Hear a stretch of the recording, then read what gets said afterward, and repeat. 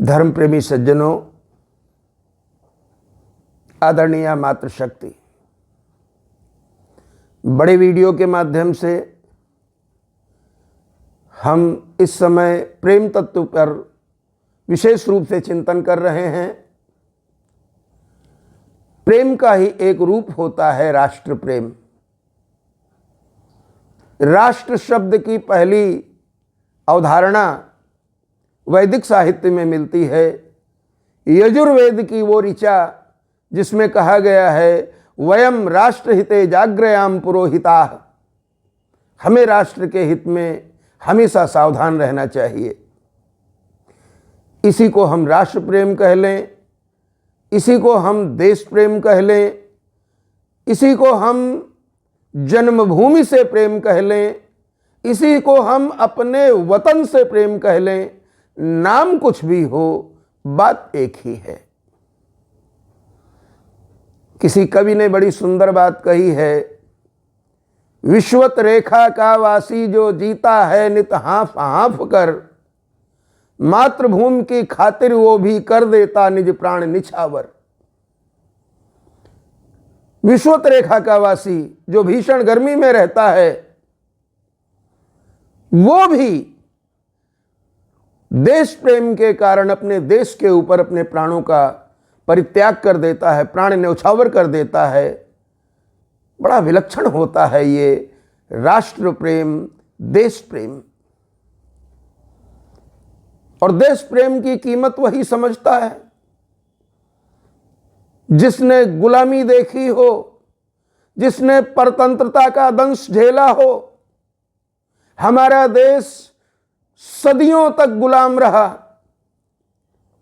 और अंत में उसको आजादी प्राप्त हुई ईश्वर की कृपा से। और वो आजादी की कहानी हमारे अमर शहीदों के रक्त से लिखी गई है। ठीक है, अहिंसा बड़ी अच्छी चीज है। अहिंसा के लिए हमारे उपनिषदों में कहा गया है अहिंसा परमो धर्मः। लेकिन कभी कभी देश की मर्यादा की रक्षा के लिए, धर्म के लिए शस्त्र उठाना भी धर्म ही होता है। अहिंसा अच्छी तो है, पर कभी कभी ये अहिंसा कायरता बन जाती है। जबकि कायरता में, नपुंसकता में और क्षमा में बहुत बड़ा अंतर होता है। इसीलिए राष्ट्रीय कवि श्री रामधारी सिंह दिनकर ने लिखा है कि क्षमा शोभती उस भुजंग को जिसमें भरा गरल हो। जिस सर्प के अंदर विष होता है, जिस सर्प के अंदर किसी को मारने की शक्ति होती है, उसकी क्षमा क्षमा कहलाती है। लेकिन जिसके विषैले दांत टूट गए, जिसके अंदर का विष सूख गया, वो सर्प यदि क्षमा भी करे तो वो क्षमा उसकी मजबूरी कहलाती है। हमें गर्व है, हम भारत देश के निवासी हैं जहां पर देश प्रेम को सर्वोपरि माना गया है। रामायण में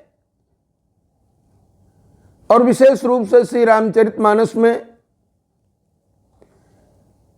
भगवान कहते हैं, जन्मभूमि मम पुरी सुहावनी, उत्तर दिश सरयू बह पावनी, अति प्रिय मोह यहाँ के वासी, मम धामदा पुरी सुख राशि।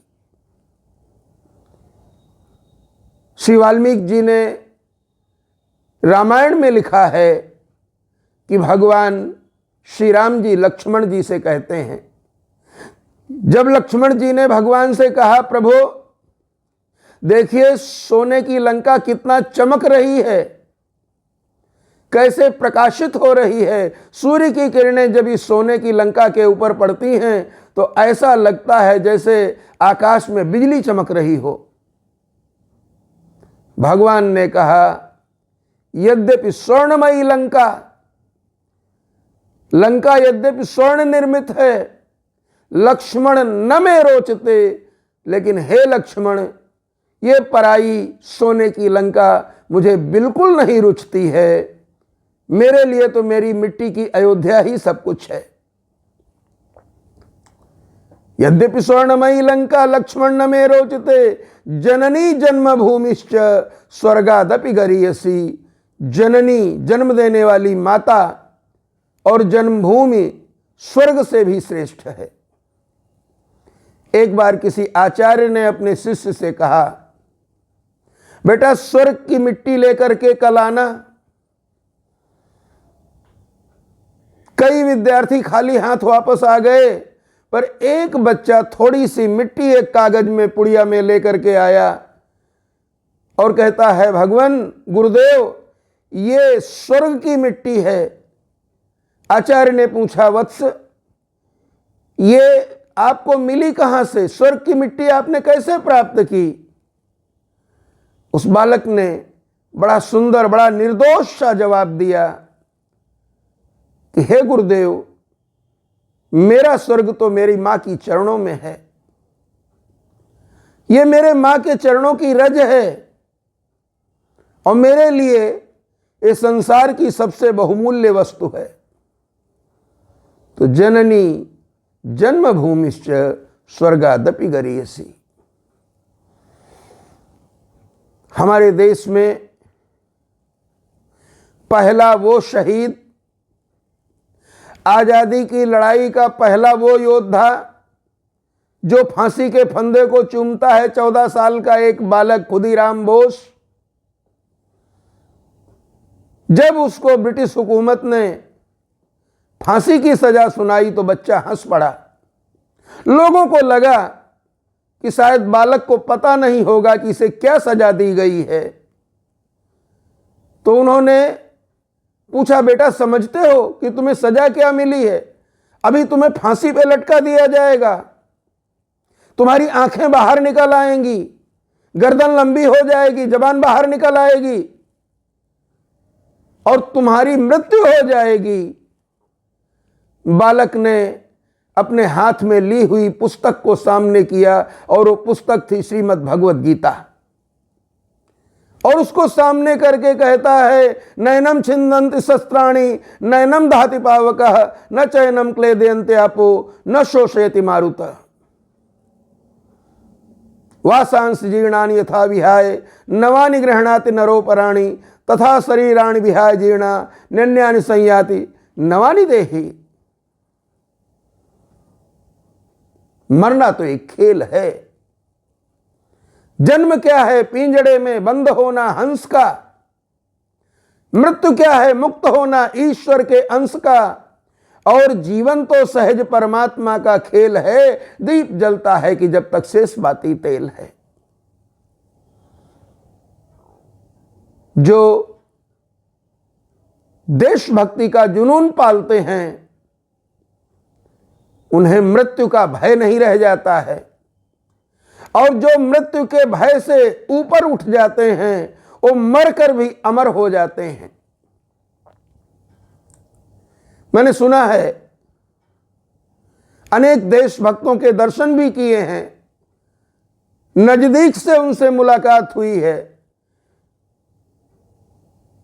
एक बार भगत सिंह जी ने जब उनकी फांसी सुनिश्चित हो गई कि अब फांसी होने वाली है, तो बोले, मां मेरी फांसी के समय आप मत आइएगा।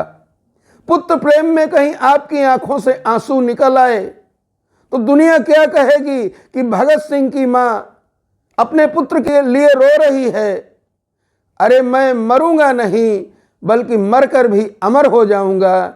मैं अपने बलिदान के द्वारा हजारों लोगों के मन में देश प्रेम की ज्योत जला करके जाऊंगा। तुम न रोना कि तू है भगत सिंह की मां, मर के भी लाल तेरा मरेगा नहीं।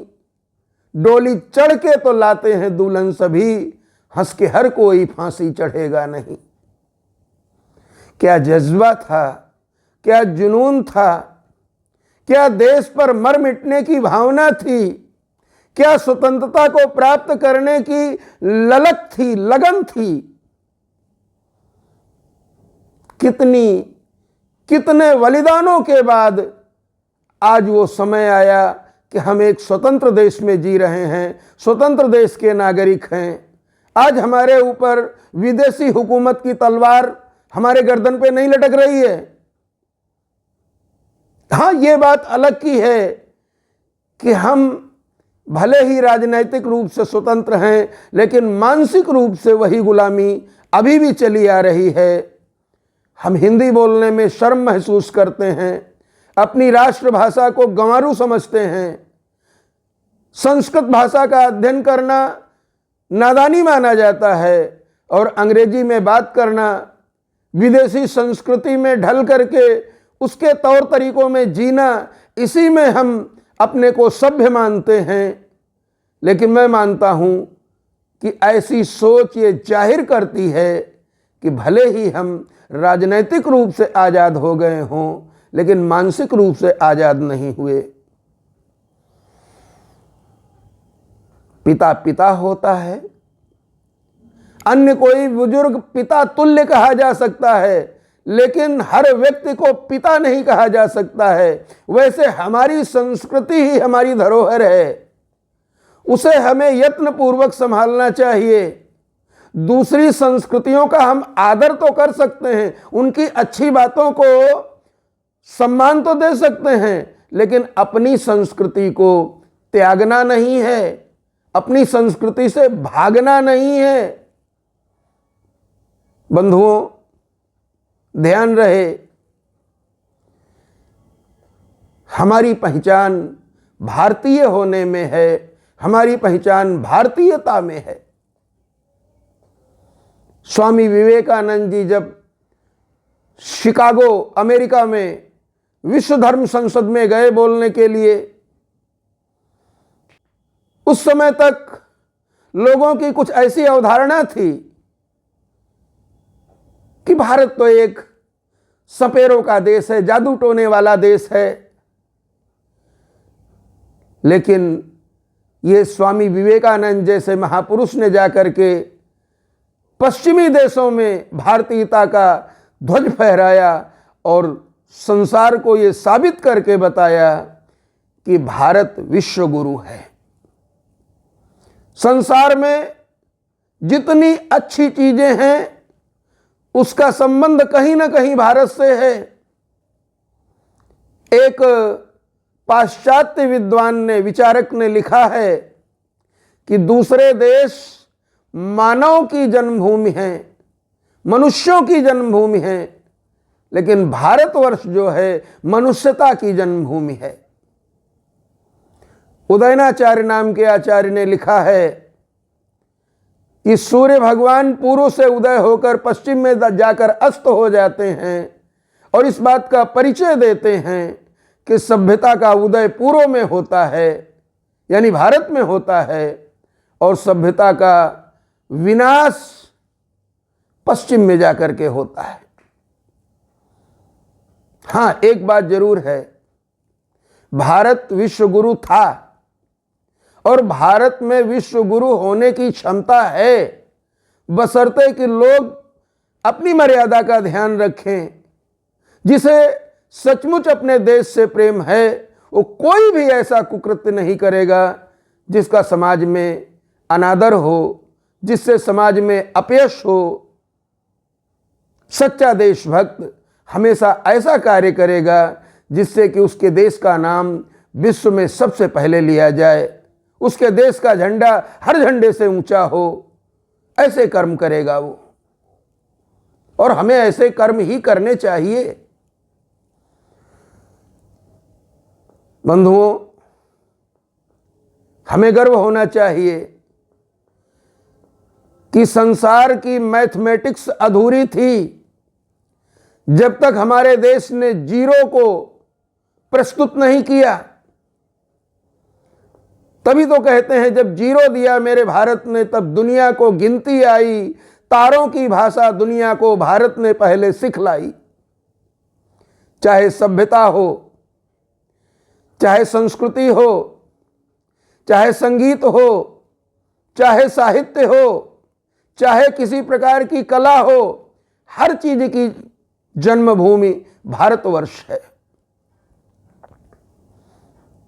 संस्कृत भाषा सभी भाषाओं की जननी है, माँ है। उसी से सारी भाषाएं निष्पन्न हुई हैं, निकली हैं।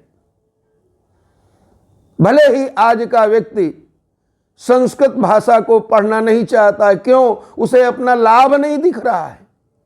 संस्कृत पढ़ करके हमारा लाभ क्या होगा?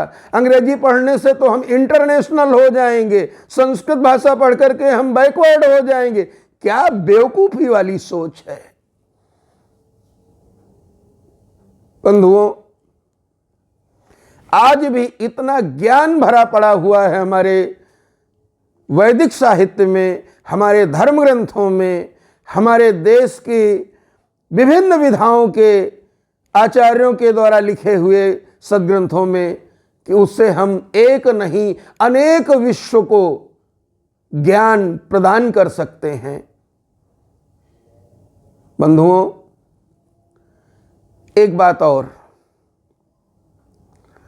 आज हमारा कोई सिख भाई है, वो विश्व के किसी भी कोने में रह रहा हो, किसी भी देश में रह रहा हो, उसे गुरमुखी पढ़नी आती है, तब वो अपने धर्म के प्रति निष्ठावान हो करके अपने धर्म को समझ सकता है, समझा सकता है। आज एक क्रिश्चियन व्यक्ति कहीं भी हो, वो अपनी बाइबिल पढ़ सकता है। आज एक इस्लामिक व्यक्ति कहीं भी हो, उसे कुरान शरीफ पढ़नी आती है। लेकिन दुर्भाग्य का विषय है कि एक भारतीय को संस्कृत भाषा नहीं आती है और लोग बचना चाहते हैं। यह मान लिया गया है तो कर्मकांड की भाषा है, ये तो ब्राह्मणों के पढ़ने की चीज है, ब्राह्मणों की कमाई का साधन है। ऐसा नहीं है। संस्कृत भाषा ज्ञान का अक्षय भंडार है। भारतीय संस्कृति सारे संसार का कल्याण करने को प्रस्तुत है। इसलिए बंधुओं, यदि हम सच्चे शब्दों में भारतीय हैं तो हमें अपने देश से, अपनी सभ्यता से, अपनी संस्कृति से, अपने देश के लोगों से, अपने देश की मिट्टी से, अपने देश की परंपराओं से अपार प्रेम रखना चाहिए। यही सच्चे देशभक्त की पहचान है। यही राष्ट्र प्रेम का सर्वश्रेष्ठ आदर्श है। भगवान ऐसी कृपा करें, एक बार फिर से हमारे नौजवानों में राष्ट्र प्रेम जागृत हो जाए, आपसी मतभेद भुला करके और एक स्वर में अपने देश का कल्याण कैसे हो, अपने देश का विकास कैसे हो, इस बात पर ध्यान दें। अपनी क्षुद्र राजनीति से, अपने क्षुद्र स्वार्थ से निकलकर बाहर आएं और समूची मानवता के हित में काम करें। निश्चित रूप से हमारा देश विश्व गुरु बन करके रहेगा, लेकिन उसके बनाने के लिए हमें कृत संकल्प होना होगा, हमें प्रयास करना होगा और ईमानदारी से अपने प्रयत्न में लगना होगा जब तक सफलता न मिल जाए। आज बस इतना ही। प्रेम के कुछ अन्य रूपों पर हम अभी आगे चर्चा करेंगे। राष्ट्र प्रेम ही ऐसा विषय है जिसमें बहुत कुछ कहा जा सकता है। एक वीडियो नहीं, 10 वीडियो बन सकते हैं राष्ट्र प्रेम के ऊपर, लेकिन फिर भी हमें अन्य विषयों को भी लेना है। इसलिए आज इतना ही। जय सिया राम, जय भारत माता।